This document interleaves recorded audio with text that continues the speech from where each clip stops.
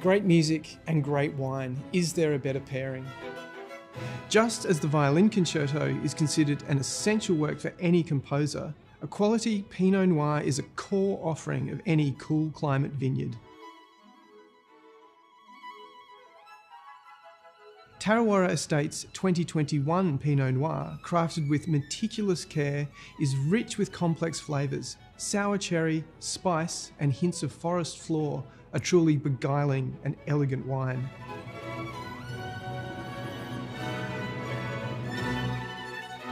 While savouring its rich layers, immerse yourself in the captivating melodies of Bruch, Mendelssohn and Tchaikovsky as we explore highlights of some of the greatest concertos for violin and discover the expressive scope of this exhilarating form.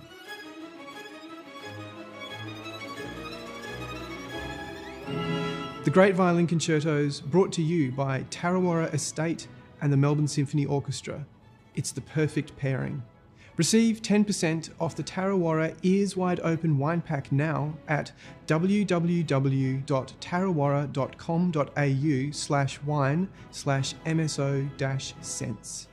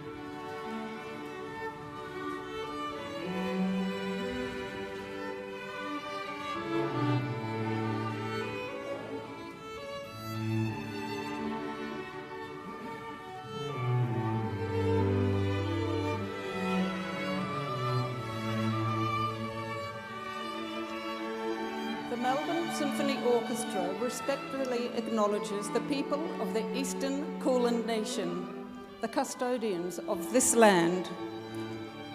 On this unceded land, we celebrate the oldest continuous music practice in the world. In our language of music, we honour this country and offer our support to elders, past and present, and look ahead to our shared future.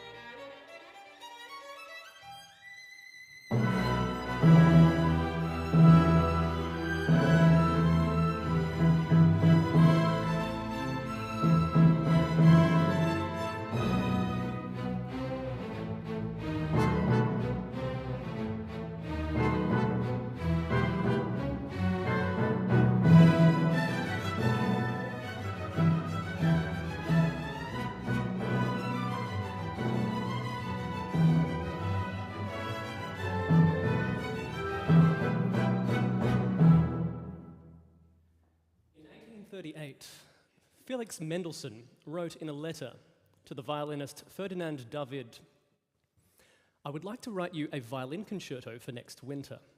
One in E minor runs through my head, the beginning of which gives me no peace." That beginning is what we've just heard, and that concerto has now found its place as one of the most enduring in the repertoire. But what is it that has made it such a lasting work? I'm of the opinion that most of the ingredients that make up a truly great violin concerto can be found in those 90 seconds of music we've just heard. Thanks for joining us here at the Melbourne Recital Centre, and hello to those of you tuning in live on YouTube.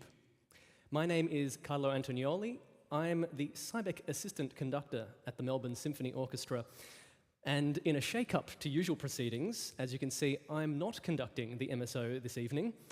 Instead, I've swapped places with regular Ears Wide Open presenter and former Sybek Assistant Conductor for Learning and Engagement, Nick Bochner.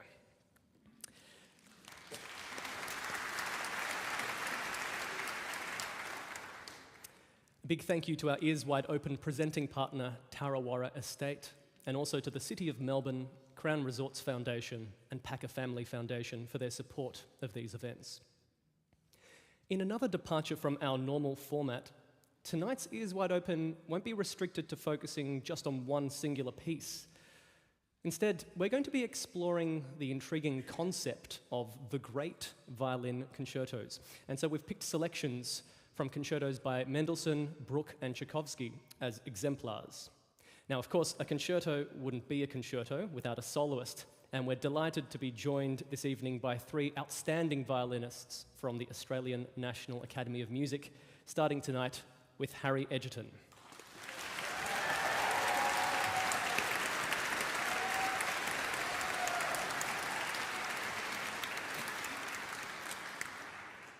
So, what is a great violin concerto, and what is it that makes it great? The word great here is pretty intimidating, but it's also doing a lot of heavy lifting. It's so easy for us to bandy this word around without us actually giving thought as to why we've chosen to elevate a piece of music in this way.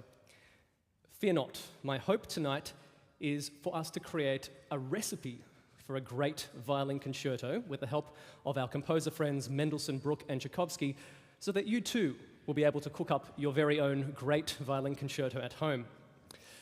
Now, we're going to need a few ingredients, but there are two key ingredients which you'll find peppered throughout any great violin concerto, and I'll be coming back to these a lot. They are virtuosity and lyricism. Virtuosity meaning the dazzling acrobatic passages in which the soloist is able to show off their technical prowess, and lyricism meaning the sweeping, expressive lines in which the soloist is able to show off their ability to pull on you, the listener's heartstrings. You'll notice there's a lot of showing off involved with concertos. The balance and contrast between these two ingredients are crucial. Luckily, the violin seems to be uniquely placed to be able to traverse both of these worlds, especially, I would say, compared to other instruments that have a large body of concerto repertoire. So, for example, the cello, while being able to sing beautifully, is a larger instrument, which makes it slightly harder to execute the technical fireworks that are possible in the violin. Probably wouldn't have chosen to say that if I knew how close I was standing to the cellos tonight. Whereas the piano, by virtue of its mechanism, easily facilitates the sort of technical wizardry, but it can't sustain notes like a string instrument can, which constrains its lyrical possibilities. The first movement of Mendelssohn's Violin Concerto in E minor takes advantage of this right from the outset. Surprisingly early, in fact, because the standard practice of the time was to allow the orchestra to introduce the two themes of the sonata form on their own before being joined by the soloist. Here, you barely have enough time to register that the orchestra has even begun playing before the soloist presents us with this beautiful lyrical theme.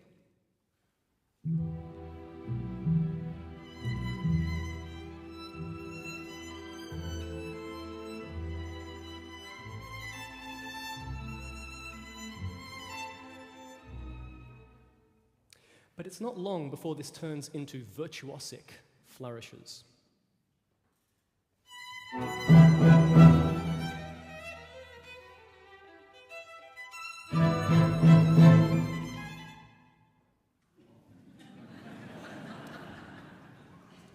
Let's pull these moments apart a little further, as there are a few other ingredients at play here which make them work. In order for our lyricism to really hit the spot, we need a melody which is both memorable and singable, which, in my opinion, this opening theme certainly is. But we need to also make sure it can actually be heard above the orchestra. Remember, this is one musician contending with an orchestra of around 50 players. There are many ways a composer can do this, but one way I'd like to highlight is the tessitura, which means the register, or how high or low in the instrument the soloist is playing in. For example, this opening works because the violin is playing in a much higher tessitura than the rest of the orchestra, which allows it to be heard easily.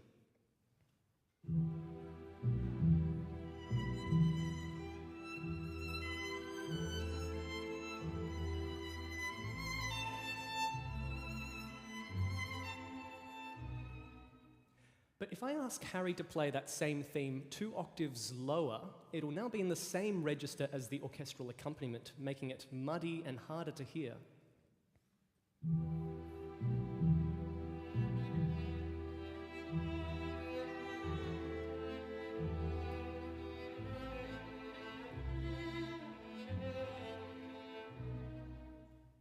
I think Mendelssohn had the right idea. We won't fiddle with his work anymore.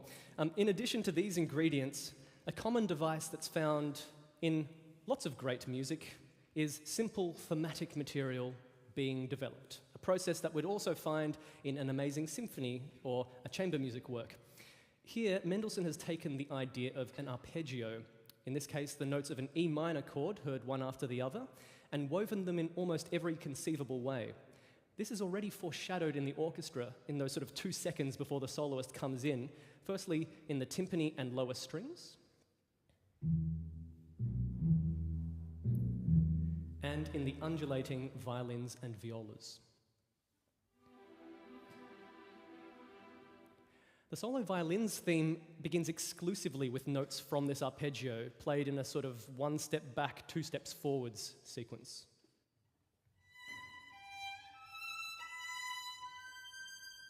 Add to that a lilting dotted rhythm at the start, which we'll hear also recurring throughout the movement, and a mournful little turn at the end, and we arrive at this.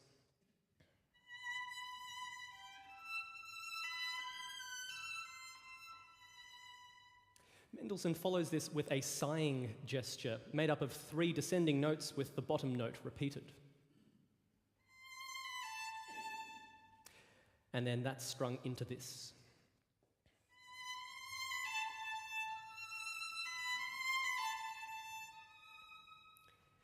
Now, when we get to the virtuosic moment, it's just an elaboration of these ideas. So this downwards arpeggio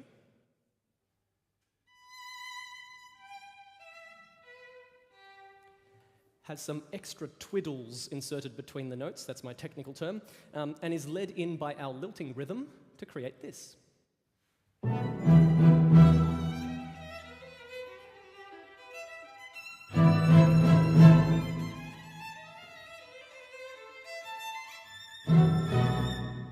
Two more common ingredients bear mentioning here.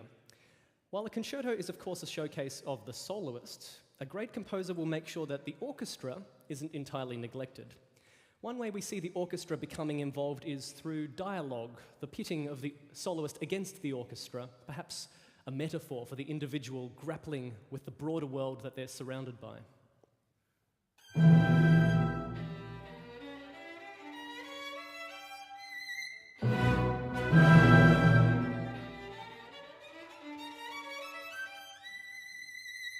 And notice here another display of virtuosity. There are double-stopped octaves in the solo violin. Double-stopped meaning 2 notes at once on 2 separate strings. And the second way the orchestra is involved is through orchestral tuttis, in which the soloist takes a well-earned break and the orchestra is cast fully into the spotlight.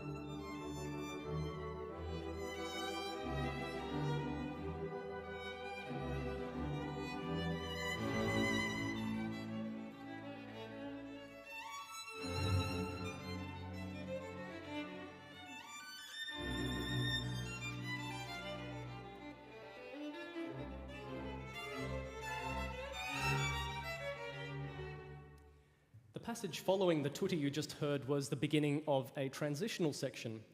This transition culminates in this bridge, where you'll hear some virtuosic arpeggios gradually morph into a more lyrical arpeggio, paving the way for the second theme.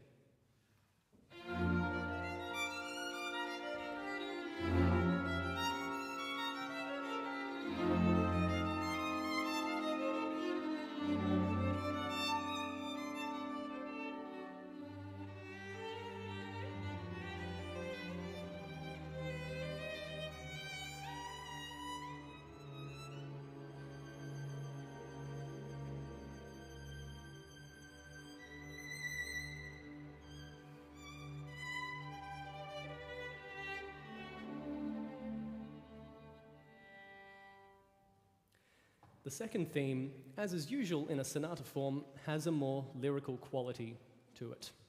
Here, it's introduced by the clarinets and flutes, while the solo violin, which is now in an accompanying role, holds a drone on an open G, the lowest note on the instrument. And then shortly after this, it takes up the theme itself.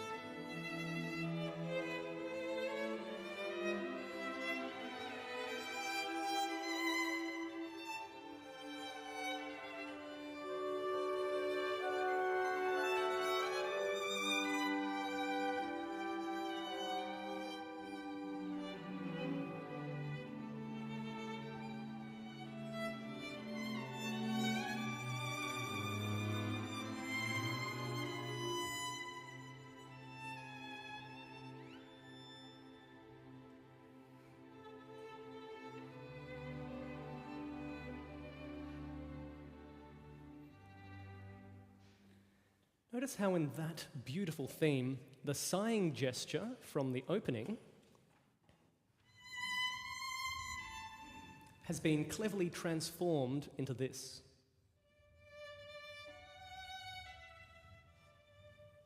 Beautiful, subtle connection there. After some closing material, we're launched into the development section when the music reaches an impasse. Another moment of dialogue, although here it's more of a dramatic confrontation between soloist and orchestra.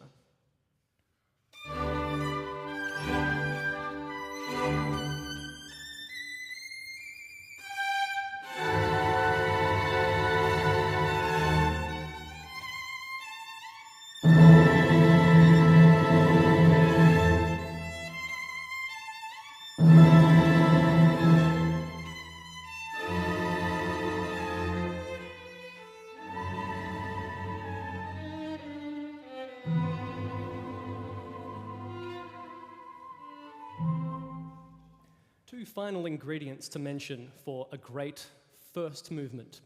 Firstly, we have to include what's called a cadenza, in which the orchestra falls silent and the soloist is given the opportunity to shine on their own, usually through virtuosic material based on the themes of the movement. The word cadenza derives from the Italian for cadence, and that's essentially where this device derives from as well.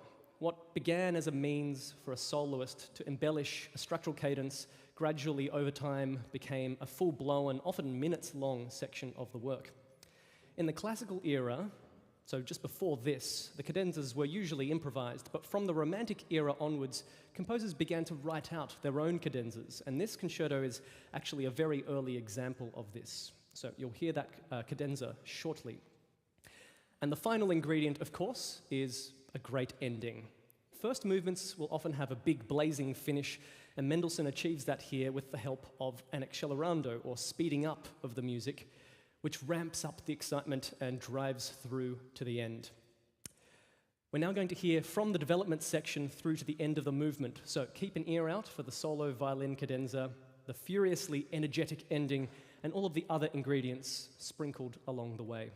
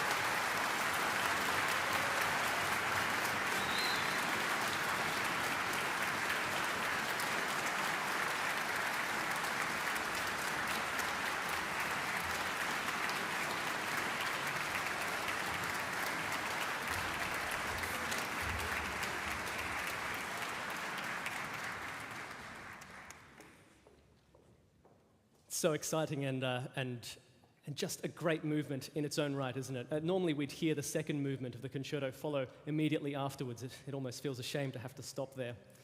Now, an ingredient that I haven't yet mentioned, but is still incredibly important, is one that you won't actually find in the music itself, almost like a bay leaf that has been taken out prior to cooking, even though it was involved in the cooking process. For those of you who are not fully on board with my heavy-handed cooking analogy, strap in. That ingredient is the input during the composition process from a virtuoso violinist, usually the soloist who'd be giving the premiere of the work. This is particularly useful if the composer isn't a violinist themselves. It helps to make sure that everything that's on the page is playable. All of the concertos that we're hearing tonight were shaped to some degree through advice and consultation from one of the leading violinists of their time. So for Mendelssohn, this was Ferdinand David, who I mentioned at the start, whom Mendelssohn had appointed as the concertmaster of the Leipzig Gewandhaus Orchestra, where Mendelssohn was music director. In the case of the next concerto we're going to hear, the input was crucial. Max Bruch's first violin concerto in G minor is nowadays only ever heard in its second version, which was the result of substantial revisions from the renowned violinist Joseph Joachim. Joachim provided a similar role in the development of Brahms's violin concerto, and he was also responsible for securing Beethoven's violin concerto its lasting place in the repertoire in a performance conducted by Mendelssohn. So you can see how interconnected all of these musicians and their impact on the repertoire is. Now, Max Bruch is an interesting composer in this context because, unlike Mendelssohn and Tchaikovsky, who you'll find on all sorts of concert programs all the time, he isn't remembered for his purely orchestral works. In fact, only a handful of his works are commonly played today. His first violin concerto, which you'll hear bits of now, is by far the most well-known, followed by his Kol Nidre for cello and orchestra, and his Scottish Fantasy, which is kind of a concerto for violin, harp, and orchestra, but not an official one. He actually wrote 3 official violin concertos, but the second and third concertos are almost never played. This, in my opinion, is unfair. They're excellent, and I would urge all of you, if you have the time, to have a listen to them. But even during his lifetime, it was clear that they were going to be neglected. In 1887, he wrote in a letter to his publisher, Simrock, "Nothing compares to the laziness, stupidity, and dullness of many German violinists. Every fortnight, another one comes to me wanting to play the first concerto. I've now become rude and have told them, I cannot listen to this concerto anymore. Did I perhaps write just this one? Go away and once and for all play the other concertos, which are just as good, if not better." Cheerful guy. In any case, his first concerto continues to be well loved, and a big part of why is the sublime slow movement, which we'll be using today as a model to see what makes a great second movement of a violin concerto. And to perform it, please join me in welcoming Natalie Mavridis to the stage.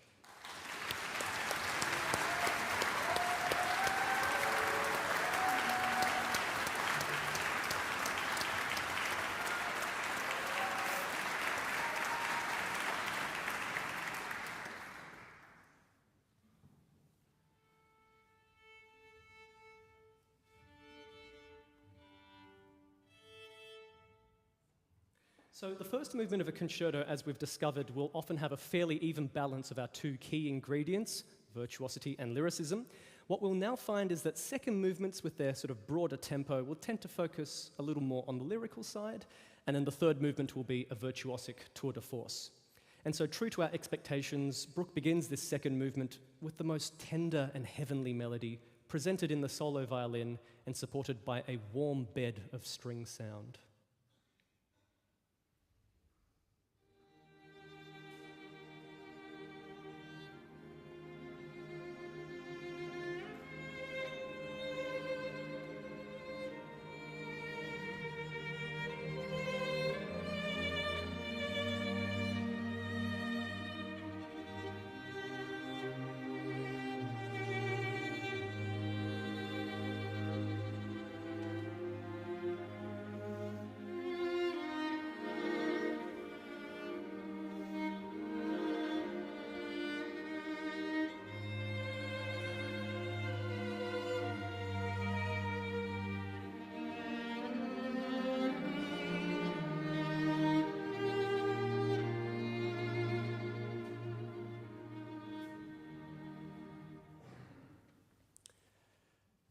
I'm almost scared to start talking after hearing that. What makes this such a beautiful tune? As I mentioned with Mendelssohn, it's because it is very singable. It's quite a simple melody, almost entirely staying within the notes of the scale, in this case E-flat major, and moving mostly by small steps, making it very easy to sing. It only occasionally leaps in order to be expressive. Straight after this, we're presented with a contrasting, more active phrase, but one that is still very singable.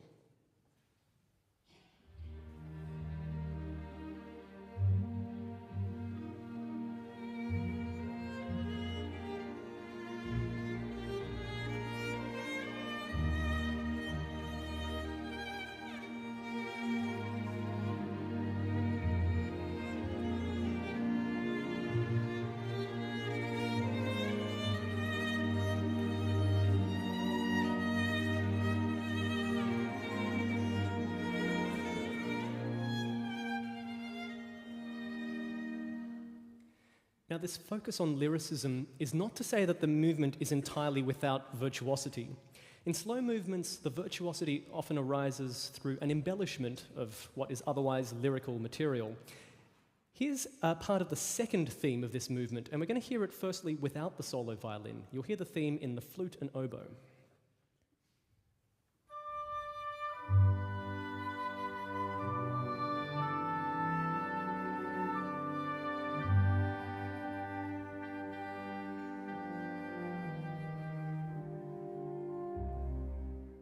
Now let's hear that same music, but we're going to add in the solo violin, which you'll notice is playing the same theme, but with some virtuosic arpeggios and four-note chords serving as the icing on top.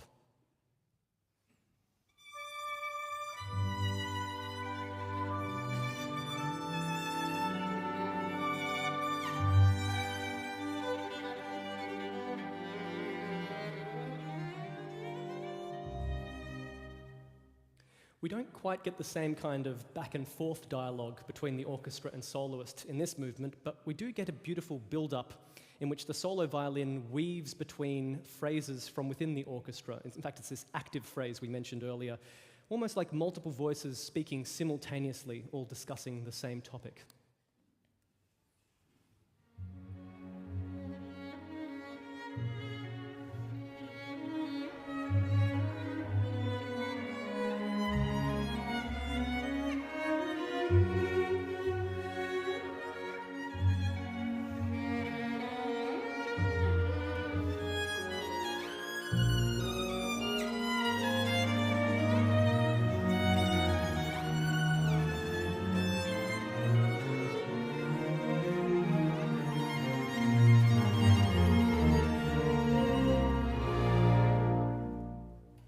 For those of you who know the piece, you'll know that that's an awful place to stop, because just after this moment we get a glorious orchestral tutti, but we'll save that for when we play the movement through in full. Before we move on, I wanted to hone in on an interesting feature of that excerpt we just heard.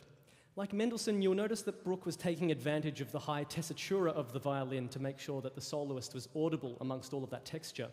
But there was one short fragment in particular which was lower on the instrument, and that was this. And this was still audible because Nat is playing this, what is known as sul G, or on the G string. The G string is the lowest and therefore heaviest of the strings on the violin, and composers will sometimes indicate for notes which could be played on the higher strings to be deliberately played on the G string, which gives it a fatter, richer sound. Often you'll hear this sound when a violinist is playing music that has a dark or a dramatic character. But it also just means that the soloist can play louder than on the thinner upper strings. So just then you would have seen Nat was keeping her bow on the lowest string, so you'll often see elbows up for this technique, and was moving her left hand up the fingerboard. But if I ask her instead to keep her left hand in position and to cross onto the higher strings instead, you'll hear that this has a very different sound and a lot less impact.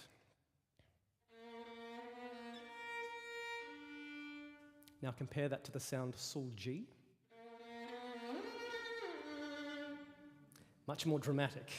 So keep your ears tuned for other passages played sul G tonight. There's quite a few of them throughout the concerto repertoire. In a moment, we're going to hear the entire second movement of the Bruch, but before that, I wanted to have a brief chat with Nat, because, of course, it's not every day that you play a concerto movement with the Melbourne Symphony Orchestra. Can you tell us a bit about how it feels to be playing a concerto with a full orchestra behind you, as opposed to, say, playing chamber music or playing your solo repertoire? Well, there's nothing really like it. Standing in front of the orchestra and having this huge sound surrounding you and supporting you it's kind of hard to describe until you're there. Is it quite visceral, would you say? Yeah, you get to hear the different colours of the different instruments, and that's really cool. Yeah, it's another dimension from just playing with piano, isn't it? Definitely. And actually, so on the topic of this concerto in particular then, what is your relationship with this work? When did you first encounter it, and what does it mean to you? Well, the Bruch was actually the first concerto that I played the entire work. So for me, it's so special because I've dived into each separate movement, and I've fallen in love with them equally. So playing the second movement is really special tonight. Yeah, I'm glad that we can be here for this really special moment. Do you remember when it was that you first started learning the Bruch? I actually can't remember when, but it was in my uni degree that I learned the entire thing. So this is a long journey that you've come through with this piece. Yeah, it really is. Oh, that's absolutely fantastic. Well, before we hear the movement, I want to tie back into the theme of the evening, which is the ingredients that make a great violin concerto. If you had to distill in your mind what it is that makes a great violin concerto from a violinist's perspective, what would that be? I think having a singable melody is really important.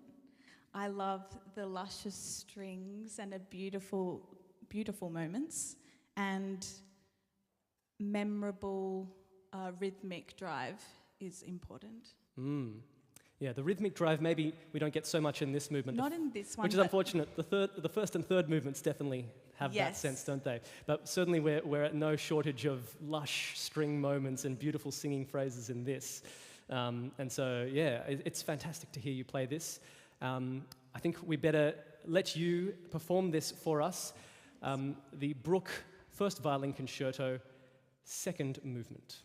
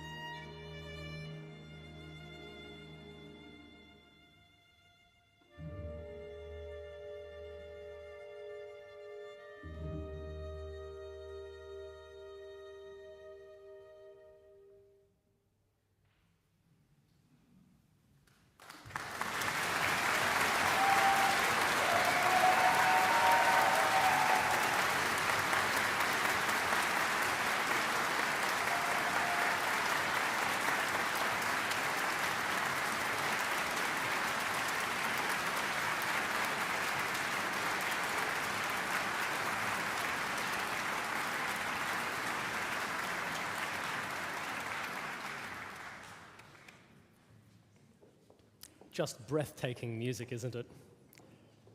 And now we are left with the finale.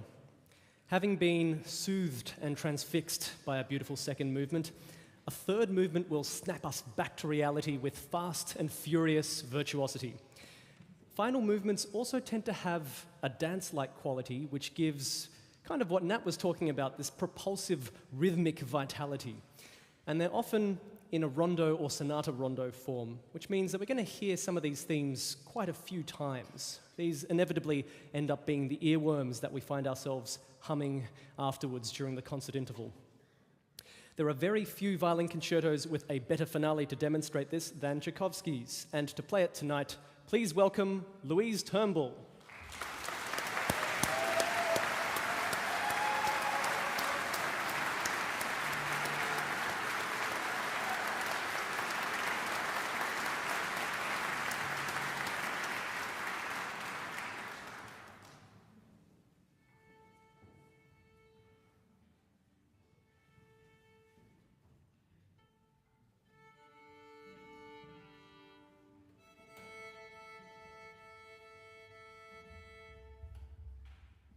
Tchaikovsky's third movement begins with a bang, an orchestral introduction that leaves us in no doubt as to the mood that we're going to be inhabiting. This is then followed by a cadenza-like bridge from the soloist, which leads us into the first theme proper.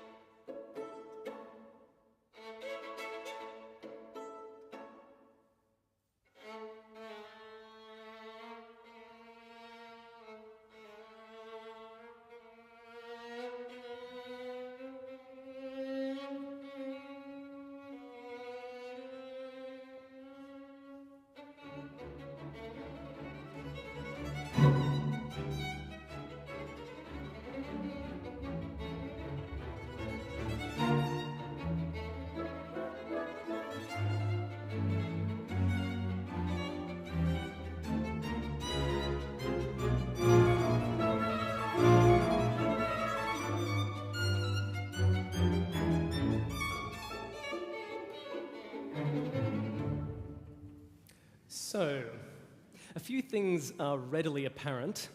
Probably the most overt is that the soloist has a lot of notes, and they go by pretty quickly. These notes are leaping across the entire range of the violin in a rush of scales and arpeggios. And there's also some other familiar virtuosic techniques that we've seen in other concerti as well, including those multiple note chords, here both bowed and plucked pizzicato. But looking beyond that, we soon realize that there's a very important motivic device at play here, and this time it's got very little to do with pitch. It's all about rhythm, specifically the shave and a haircut rhythm, the yatta-da-da-da. It pops up at the start, and when the soloist enters, and at the start of the main theme. For those of you thinking this rhythm might sound a bit familiar, particularly coming from Tchaikovsky, you might be thinking of this.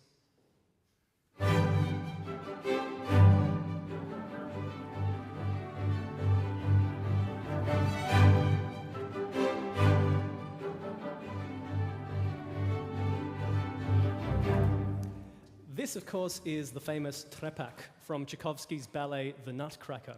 The trepak is a Russian and Ukrainian folk dance which originated from the Cossacks. Tchaikovsky is clearly alluding to this, and it creates a sense of fun and festivity, which I think is an appropriately light way to finish off a concerto in a third movement that follows two very emotionally weighty movements. With that, bear in mind that the first movement of Tchaikovsky's concerto is longer than the other two movements combined. And in it, there's a sense that even within the virtuosic moments, there's some kind of grand statement that's always being communicated to us. Let's have a quick listen to how the soloist enters in the first movement.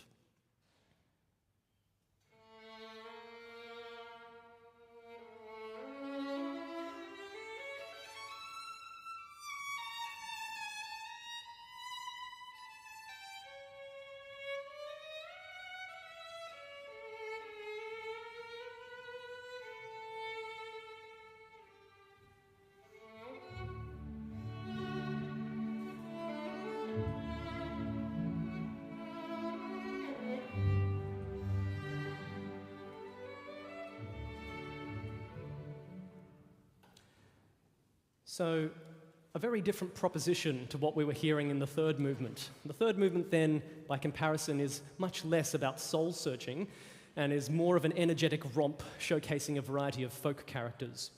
And it's possibly for this reason that the concerto was not well received at its premiere in 1881. It's sort of bizarre to think nowadays, given this is by far one of the most popular violin concertos.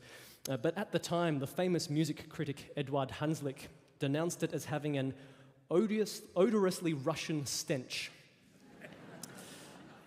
This was in a review that Tchaikovsky found so offensive, he could recite it word for the rest of his life. Luckily, I've managed to avoid that fate so far. But nowadays, of course, it's this folk music quality that makes it so appealing and popular. So after this whirlwind trepak theme, we are led to a rustic, foot-stomping peasant dance played sul G, again, by the soloist, and accompanied by a pulsing drone in the cellos and a counter melody in the bassoon. Here you'll notice, like our second movement, needing a little bit of virtuosity to balance the lyricism, we get the reverse. We get some lyricism as respite from the frenetic virtuosity.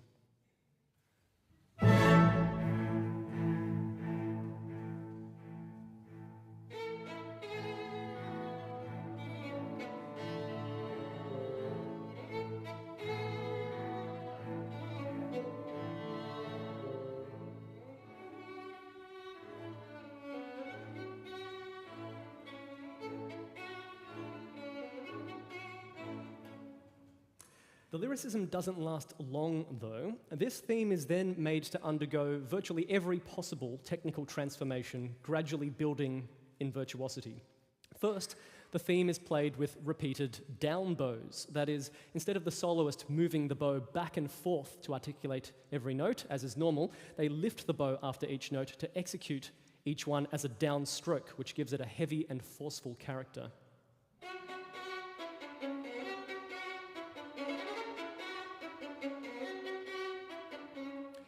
Then later, the soloist embellishes this theme with fast semiquavers, alternating between that theme double-stopped in thirds and the open D string.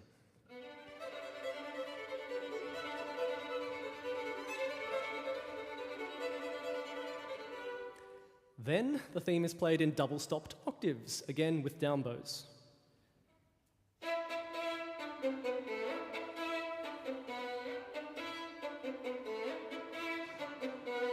And finally, as a series of artificial harmonics, where touching the string lightly produces very high pitches with a glassy whistling sound.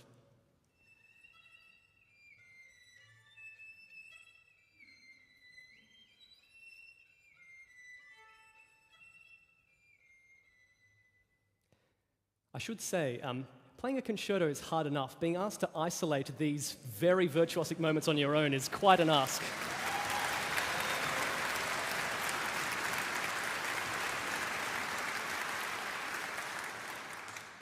The orchestra attempts to cool the temperature a little with a wistful phrase based on this theme, which is passed between the woodwind instruments.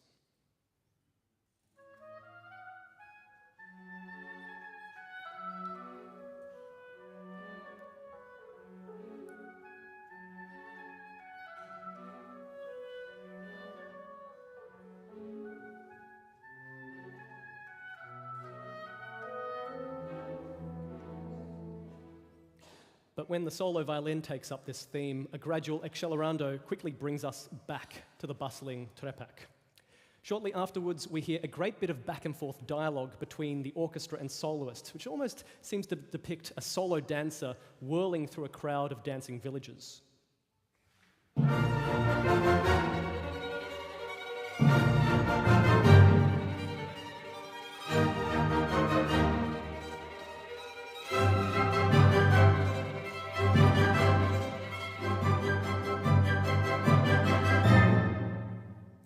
terms of orchestral tuttis, the third movement barely gives the soloist a chance to catch their breath. When you hear it in full, you'll notice it's almost entirely non-stop.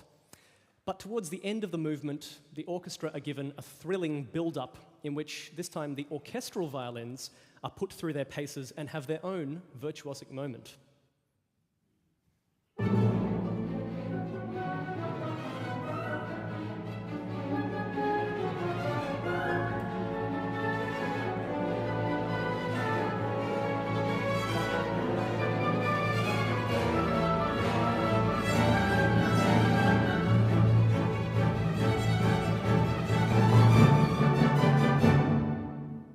Finally, as with our first movement, we're going to want to garnish our concerto with a driving, energetic ending, and Tchaikovsky delivers that in spades. So you'll hear that shortly. So, with that, we have reached the end of our recipe. You now have your very own great violin concerto. We've talked about many of the common ingredients tonight: cadenzas, thematic development, dialogue, orchestral tuttis, and of course, the two key ingredients, don't forget, a good balance of virtuosity and lyricism. But before we hear the final movement of Tchaikovsky's violin concerto in full, it's worth pointing out one last, slightly nebulous ingredient, which is perhaps more important than anything else that we've spoken about: individuality. We've examined 3 concertos which span the very narrow window of time from 1844 to 1878. Think about that, it's only 34 years.